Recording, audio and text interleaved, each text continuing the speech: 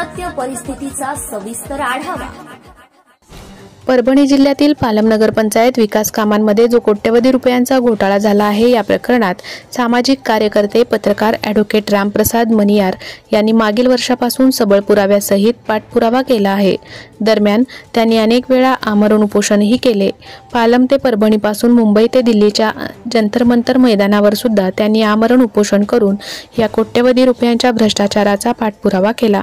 परंतु सर्व यंत्रणाच भ्रष्टाचारी असल्यामुळे या प्रकरणाचा निकाल यांना त्या कारणाने पुढे ढकलला जात आहे। म्हणून 14 ऑगस्ट 2025 पासून रामप्रसाद मनियार यांनी अन्नत्याग उपोषण सुरू केले आहे। दरम्यान जिल्हाधिकारी यांनी त्यांची प्रत्यक्ष भेट घेऊन कार्यवाहीचे आश्वासन देऊन चौकशी समितीचे अध्यक्ष धोंडीराम उडानशिव यांच्यावर शिस्तभंगाच्या कार्यवाहीचे आदेश दिले आहेत।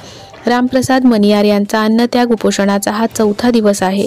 यावर महाराष्ट्र टुडे मराठीसाठी त्यांची घेतलेली प्रतिक्रिया। महाराष्ट्र टुडे मराठीसाठी ब्युरो रिपोर्ट मेहबूब शेख सोबत विशाल गायकवाड, परभणी। कोणाची दुसरी गोष्ट सेवा हमी कायदा किंवा नगरविकास सचिव यांचे आदेश, मान्य जिल्हाधिकारी साहेब यांचे गेलेले आदेश, हे आदेश कार्यकारी अभियंता यांच्यावर लागू होत नाहीत का? आपल्याकडून त्यांना 3 पत्र गेले की आपण जर कारवाई नाही केली तर शिस्तभंगाची कारवाई करण्यात येईल। मग आपल्याकडून त्यांच्यावर शिस्तभंगाची कारवाई का करण्यात आली नाही? दुसरी गोष्ट, परत मी पत्रक दिलं मंत्रालयामध्ये की 30 ऑगस्ट 2024 पासून मी जे काही माझं 16 जानेवारी 2024 पाशी आमरण उपोषण स्थगित केले मी ते पुन्हा सुरू करतोय। त्यावेळेस परत हे काही अपर सचिव जयंत वाणी साहेब यांचं आपल्याला पत्रक आलं की आपण 14 ऑगस्ट पूर्वी संबंधित त्याच्यावर कारवाई करावी आणि अहवाल द्यावा। त्यानंतर एक आवाज आला, परत मी 29 ऑगस्टला मंत्रालयामध्ये होतो। त्या दिवशी तुमचं माझं आणि फोनवर बोलणं झालं। तिथून ते जे काही चिकटे साहेब आहेत कक्षाधिकारी त्यांनी बोलणं करून दिलं। त्यावेळेस आपण मला आश्वासन दिलं की मनियार माझ्याकडे तसं लेखी पत्रक आपण व्हॉट्सअपला पाठवलं की आपण आपलं उपोषण 1 महिन्यासाठी स्थगित करावं आणि आम्ही कारवाई करत आहोत। आज मला परत सांगा साहेब, त्या ऑगस्टच्या म्हणजे त्या पत्रकाला नंतर आज तब्बल 1 वर्ष मनियारजी विषय मला सर्व माहिती आहे। निश्चितपणे त्यांना एक लास्ट अल्टिमेटम देणार नाही दिलं त्यांच्या डीचा काय का हे जे दोषी लोक आहेत त्यांच्या डीचा प्रस्ताव त्यांच्यावर 100% सादर करा। नाही सर, माझं मत काय की त्यांना तो आता लास्टच्या अंजलीचा विषय संपला नाही कसं असतं तर काय का तुमच्या पश्चात मी त्यांना व्यक्तिगत 3 लेखी अर्ज दिले, माहिती आहे मला। मी त्यांच्याकडे गेलेलो आहे। 18 महिन्याचा कार्यकाळ त्यांनी जो त्या दोषी लोकांना वाचवण्यासाठी केला आणि त्या काळामध्ये ते दोषदायित्व कालावधी संपला, याची जिम्मेदारी कोणावर निश्चित होणार? हे पण आपल्या 1 ते 4 मध्ये घ्यायला सांगतो।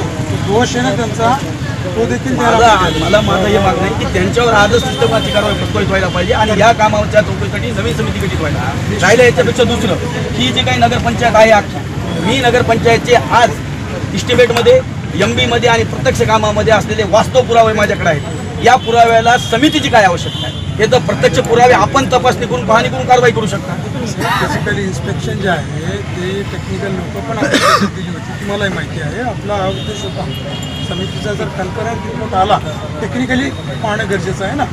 ॲज अ जिल्हाधिकारी म्हणून मला एवढे सर्व टेक्निकल नॉलेज मलाही नसतं। याच्यातली जी काही प्रत्यक्ष पुरावे आहेत आपल्याला वेळोवेळी व्हॉट्सअपद्वारे वेळोवेळी येऊन दाखल केलेले। दुसरं सर, 7 जानेवारी 2025ला आपण प्रत्यक्ष सुनावणी घेतली। तत्कालीन मुख्याधिकारी चिंचाळकर साहेब, इंजिनियर जोशी साहेब, ते एक बांधकाम क्लर्क, त्या दिवशी आपण स्पष्ट सांगितलं होतं की नवीन कामं ही जे काही जुन्या कामांची चौकशी सुरू त्या गुत्तेदारांना देण्यात येऊ नये। मग त्या सुनावणीनंतरही आपल्या आदेशानंतर जुन्या गुत्तेदाराला नवीन कामं का देण्यात आली? त्याचा काय उद्देश? तुम्ही एकदा या ऑफिसला, परंतु बरं का काही गोष्टी मला इथं ऑन कॅमेरा बोलता नाही येणार, तुझ्याशी बोलतो पण कारवाई निश्चित होईल। कधी उपोषण करता करता माझे जवळपास 117 दिवस मी बगरांना पाण्याचा राहिलोय। पण दुसरी गोष्ट मी अजूनही सांगतो, मी तुम्हाला पहिल्या दिवशीपासून सांगतो, त्या संबंधित कामामध्ये जर काही चौकशी असेल चौकशी समिती बाजूला ठेवा। तुम्ही तुमच्या गाडीत म्हणा किंवा माझ्या गाडीत म्हणा पालमच्या कामाला प्रत्यक्ष भेट द्या। त्याच्यातली 5ही कामं चांगली असते असं तुम्हाला वाटत असेल तर मी कोऱ्या कागदावर सही करून चौकशी बंद म्हणून सही द्यायला तयार आहे। माझी मागणी काय? निश्चितपणे लक्षात आलं मला, तुमचे सर्व अर्ज माझ्याकडे आहे, सर्व मागणी आहे, कारवाई करू। परभणी जिल्ह्याच्या पालम तालुक्यामध्ये नगरपंचायतमध्ये जो कामामध्ये जो 60 ते 70 कोटीचा जो घोटाळा झाला आहे, त्याबद्दल तेथील रहिवासी एक सामाजिक कार्यकर्ते रामप्रसाद मनियारजी मागील 1 वर्षापासून हा भ्रष्टाचाराचा पाठपुरावा करत आहे। त्यासाठी त्यांनी अनेक वेळा कित्येक वेळा आमरण उपोषण केले। मागे एका वेळेस ते 29 दिवस बसले होते उपोषणाला। तर त्या दरम्यान त्यांची किडनी डॅमेज झाली होती, तरी जिल्हा प्रशासनाकडून या मुद्द्यावर, या भ्रष्टाचाराबद्दल आतापर्यंत कोणत्याही प्रकारची कारवाई झाली नाही. आणि हे उपोषणचा प्रवास परभणी ते मुंबईच्या आझाद मैदानापर्यंत गेलेला आहे, तरी या भ्रष्टाचारामध्ये म्हणजे भ्रष्टाचार झालेला आहे पालम नगरपंचायत, त्यामध्ये आतापर्यंतही कोणत्याही प्रकारची कारवाई झाली नाही. आणि विशेष त्या भ्रष्टाचाराचे सबळ पुरावे, आपण त्याला पुरावे म्हणू, ते सुद्धा यांच्याकडे आहेत, तरीही अद्याप कोणत्याही प्रकारची कारवाई झाली नाही. आज सुद्धा रामप्रसाद मणियार दोन दिवसापूर्वी म्हणजे 14 ऑगस्ट पासून इथं आमरण उपोषणाला बसले आहेत. जाणून घेऊया त्यांची याबद्दल काय प्रतिक्रिया आहे. पालम नगरपंचायत मध्ये जो भ्रष्टाचार झालेला आहे, जो घोटाळा झालेला आहे, नेमकं या म्हणजे तुम्ही याचा जो पाठपुरावा केला, कशा प्रकारे, म्हणजे तुम्हाला कोणत्या अडचणी आल्या आणि जिल्हा प्रशासनाकडून तुम्हाला आता म्हणजे काय प्रतिक्रिया, काय नेमकं काय झालं? नमस्कार, मी ॲडव्होकेट रामप्रसाद बालाप्रसाद मणियार, एक सामाजिक कार्यकर्ता म्हणून मागच्या 2 वर्षापासून नगरपंचायत पालम मध्ये विकासाच्या नावावर जो 80 रुपयाचा भ्रष्टाचार होते, विकासाच्या नावावर फक्त कागदावर काम व्यवस्थित दाखवून निधी गमन करण्याची जी काही पद्धत सुरू झालेली आहे, तिला कुठेतरी आळावा बसावा आणि या भ्रष्टाचारावर कारवाई व्हावी म्हणून सतत पाठपुरावा करत आहे. नगरपंचायतच्या गल्लीपासून ते जंतर मंतरच्या दिल्लीपर्यंत मी आमरण उपोषण केलेले आहे. पहिलं आमरण उपोषण मी 23 जानेवारी 2023 ते 29 जानेवारी 2023 नगरपंचायत पालम इथे केलं. दुसरं आमरण उपोषण तहसील कार्यालय इथं 15 जुलै 2023 ते 23 जुलै 2023 केलं. तिसरं आमरण उपोषण या ठिकाणी जिल्हाधिकारी कार्यालय परभणी इथे 14 ऑगस्ट 2023 ते जवळजवळ 11 सप्टेंबर 2023 म्हणजे 29 दिवस या ठिकाणी. या दरम्यान तुमची प्रकृती सुद्धा बिघडली होती, म्हणजे या दरम्यान माझ्या किडनीचं केरोटाईन 1.9 झालं होतं आणि त्यामुळं मला सिव्हिल सर्जन हॉस्पिटलमध्ये ऍडमिट करण्यात आलं होतं. आणि लखमऱ्या साहेब जे काही सिव्हिल सर्जन आहेत त्यांच्या देखरेखीखालीच माझा उपचार झाला होता. अच्छा, तर या प्रकारामध्ये सर तुम्हाला काय वाटतंय की एवढे सबळ पुरावे असून सुद्धा जिल्हाधिकारी किंवा संबंधित या कामामध्ये जे अधिकारी, जे कॉन्ट्रॅक्टर आहेत, जे काही जबाबदार लोक आहेत, यांच्यावर कारवाई का होत नाही? म्हणजे तुमची ज्या मागणीनुसार हे कारवाई व्हायला पाहिजे, माहिती मिळायला पाहिजे, हा प्रकार समोर का येत नाही? याचं कारण काय? हे न कळणारं रहस्य होऊन बसलेलं आहे. या सगळ्या गोष्टीमध्ये कुठेतरी राजकीय दबाव हा येताना मला दिसतोय. त्याचं कारण असं आहे की नगर विकास सचिवांचे आदेश येतात की मी ज्यावेळेस शेवटचं आमरण उपोषण हे अन्न होत्या उपोषण हे जवळजवळ 43 दिवस मी आझाद मैदानावर केलं. त्यावेळेस नगर विकास सचिव विद्या अंपाई यांनी आदेश काढले की 2 महिन्याच्या आत नगरपंचायतच्या पालमच्या विकास कामांची चौकशी करून दोषीवर कठोर कारवाई करा. त्या दिवशीपासून आजपर्यंत म्हणजे जवळजवळ 17 ऑगस्ट 2025 पर्यंत नगर विकास सचिवांनी 3 आदेश जिल्हाधिकारी साहेब परभणी यांना दिलेले आहेत. या कामाची चौकशी करून त्वरित कारवाई करावी. जिल्हाधिकारी साहेबांनी जी समिती गठीत केलेली आहे, की जे काही बांधकाम अभियंता आहेत, जिल्हा परिषदेचे उडानशिवे साहेब, हे या कामाकडे स्पेशल दुर्लक्ष करतायत. नेमकं त्यांच्याकडे चौकशी आहे का? जिल्हा परिषदेचे त्यांची एक चौकशी अधिकारी म्हणून अध्यक्ष म्हणून नियुक्ती केलेली आहे.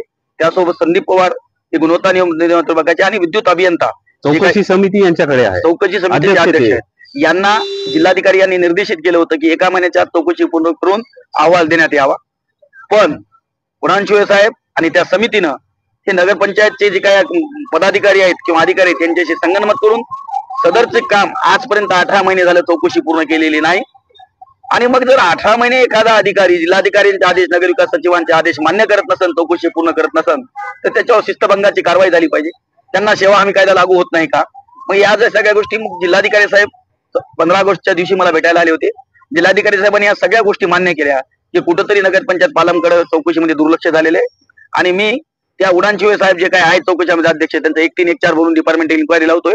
मी साहेबांना सांगितलं की त्यांची डिपार्टमेंटल इन्क्वायरी लावण्यात यावी, नवीन समितीचं गठन करण्यात यावं आणि टाइम बँडिंग म्हणजे एक ठराविक वेळ, एक 10 ते 15 दिवसाच्या आत पालमची चौकशी पूर्ण करण्यात यावी आणि दोषीवर कठोर कारवाई करायची. दुसरं, हे जे काही भ्रष्टाचार होतंय, या भ्रष्टाचाराच्या मुळाशी साईड बघणारे जे काही साईड इंजिनियर आहेत बांधकाम हे, ते आहेत जोशी साहेब. कारण 7 जानेवारी 2025 ला सुनावणी झाली. सुनावणीनंतर जिल्हाधिकाऱ्यांना स्पष्ट आदेशित केलं की ज्या जुन्या गुत्तेदारांची कामांची चौकशी सुरू आहे त्यांना नवीन कामं देण्यात येऊ नयेत. पण हे जे काही इंजिनियर जोशी साहेब आहेत आणि बांधकाम क्लर्क आहेत सय्यद हुसेन उर्फ बाबाबाई, यांनी भ्रष्टाचाराचा पाठिंबा देण्याचं काम केलेलं आहे.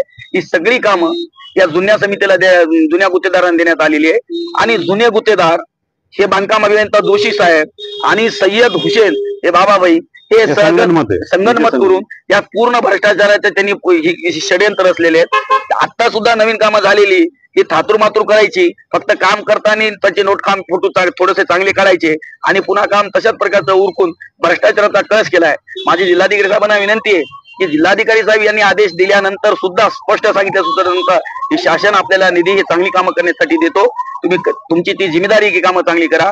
एवढं सांगितल्यानंतर सुद्धा इंजिनियर जोशी साहेब, संबंधित ते क्लर्क, बांधकाम क्लर्क सय्यद हुसेन और बाबाबाई हे भ्रष्टाचाराला संगनमत करून भ्रष्टाचाराचे हेच मूळ कारण आहे. दुसरं याच्यामध्ये काही आता की माझी वसुंधरा योजनेअंतर्गत 1 कोटी रुपयाची झाडं आली, ती झाडं फक्त नावाला आली. 1 कोटी रुपयाच्या कामामध्ये 20 लाख रुपयाची कामं करण्यात आलेली नाहीत.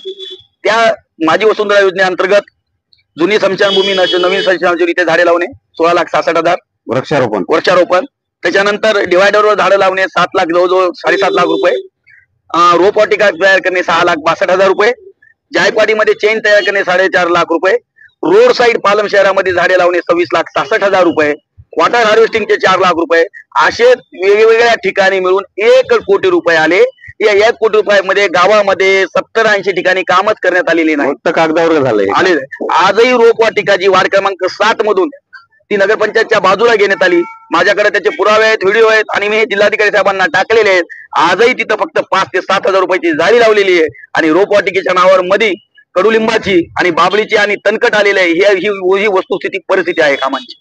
आणि हे संबंधित इंजिनियर सुनील एमलवार साहेब, मी यांना वेळोवेळी कागदपत्रांची मागणी करतो की माझी वसुंधरा योजनेअंतर्गतची माहिती द्या. ते माहिती देण्यास टाळाटाळ करतात आणि संबंधित त्या नगरपंचायतचे नगराध्यक्ष प्रतिनिधी जे काय आहेत ते सांगतात की 1 रुपयाचा भ्रष्टाचार नाही, मी 1 रुपयाचा मलिक नाही. माझा हा प्रश्न सडेतोड आहे. जर तुम्ही 1 रुपयाचा भ्रष्टाचार केलेला नाही, तुम्ही कुठं मलिक नसतील तर मग तुम्हाला कागदपत्र देण्यास काय अडचण आहे.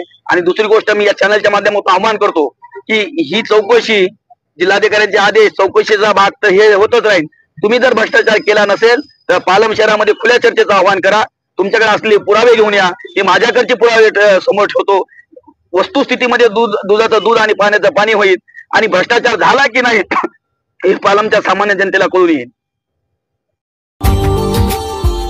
Subscribe now and press the bell icon. Never miss an update.